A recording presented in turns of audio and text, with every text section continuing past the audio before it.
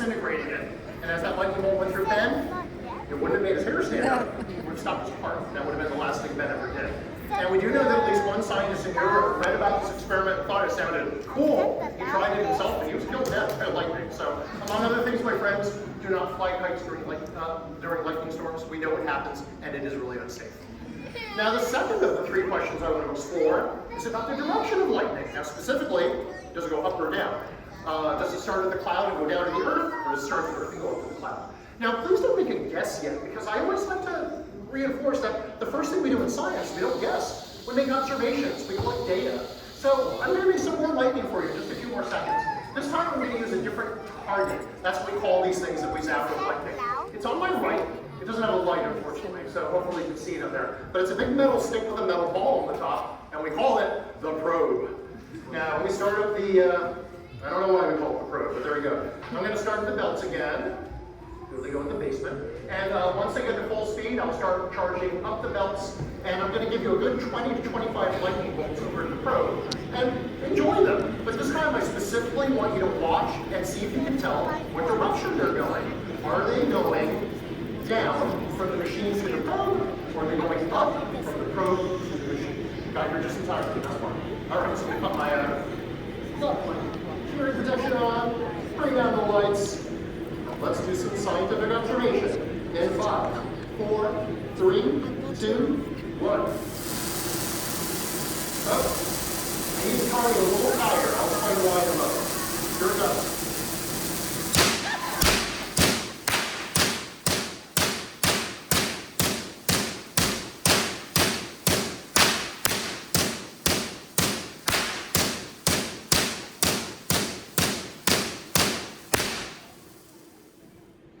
There's a little sticky in here, and as a consequence, that affects how the machine charges up. And, I appreciate you paused, but wait for it. I'll earn it in about 10 minutes, I promise. Didn't see nothing yet.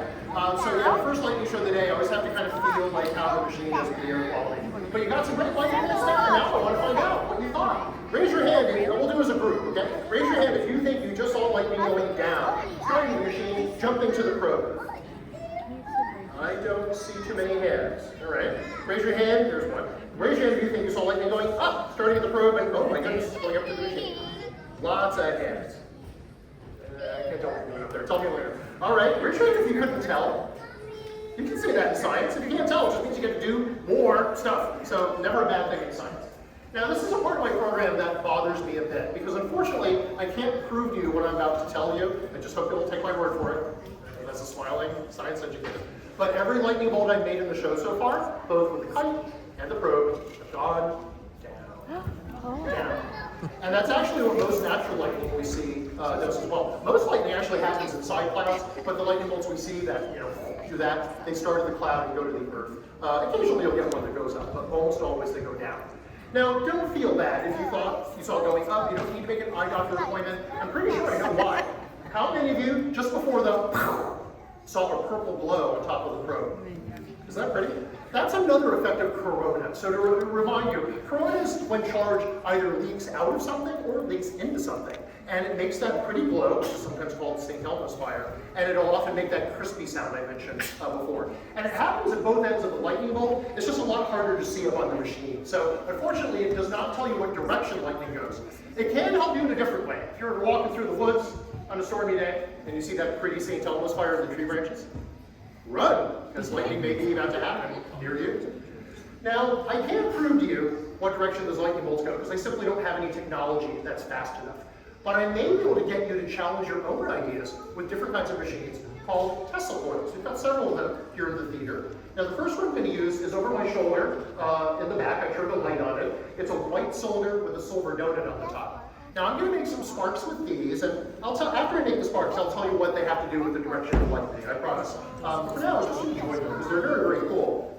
But I will tell you this, if you weren't covering up your ears before, I strongly recommend you do it now. 5, 4, 3, 2, 1.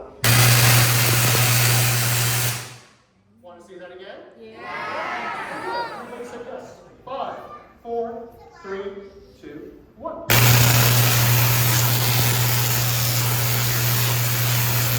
That's a cool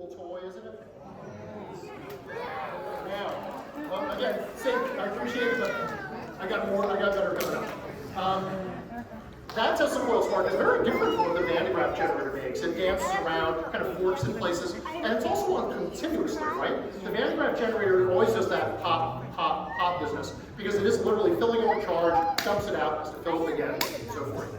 But here is what this has to do with the direction of lightning. The spark of the Tesla coil isn't on all the time. It turns on and off 120 times a second. Now this I can prove to you, because we're very fortunate that we know lots of brilliant scientists and engineers. We had some come in several years ago with a camera that didn't just take 30 pictures a second, but took hundreds of pictures a second. And I apologize, one of our video projectors is on the fritz, so I can only show it on the screen I'm pointing at. If we're over there, I can show this after the show if you want, just come on by. But you can clearly see the spark turning on and off. Now why can't our eyes see that? Well, when we see anything, we're seeing light. So imagine the Tesla coil turns on, it makes light. That light goes in your eyes, and it sets off a chemical reaction in the back of your eye that tells your brain about the light. Now the Tesla coil turns off, no light. This is the tricky part. The chemical reaction in your eyes, it takes a few split seconds to turn off. So as it's slowly turning off, it's still sending that signal, and just before it turns off completely, the Tesla coil turns back on again. Your eye does technically see it turning on and off, but it's telling your brain that it's on all the time. Now this is not a bad thing. This is an effect called retinal persistence, and it's a big reason why movies and TV shows work, okay? So not a bad thing at all. But it's why you can't see my Tesla coil turn on and off, and it's why you'll never see a lightning bolt go a certain direction. Because lightning bolts happen in a few billionths of a second. The human eye is hopelessly too slow to catch that. And if you're still not convinced, I may have a different way to convince you using a different kind of Tesla coil. Now these Tesla coils are over to my right. They're inside the enclosure. And these are copper-covered cylinders with silver donuts on the top. Now, I'm going to make some sparks with these as well, and these sparks will also turn on and off too fast for your eye to see. They will look like they're on continuously.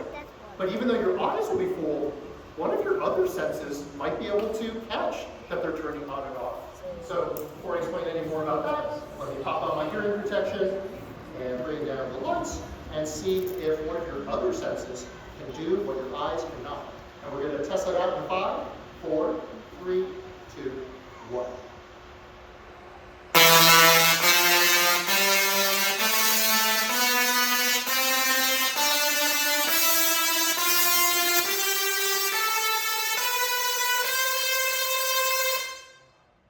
Now, what was different about those Tesla coil sparks, my friends? Shout it out, shout it out. Frequency.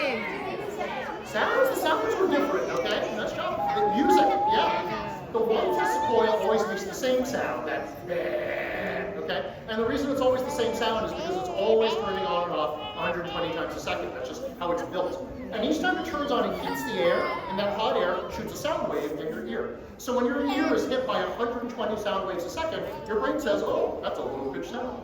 But with that Tesla coil, we kept sending a command to turn on and off faster and faster and more times a second. And if your ear gets hit with more sound waves each second, your brain interprets that as higher and higher and higher and higher pitch sounds.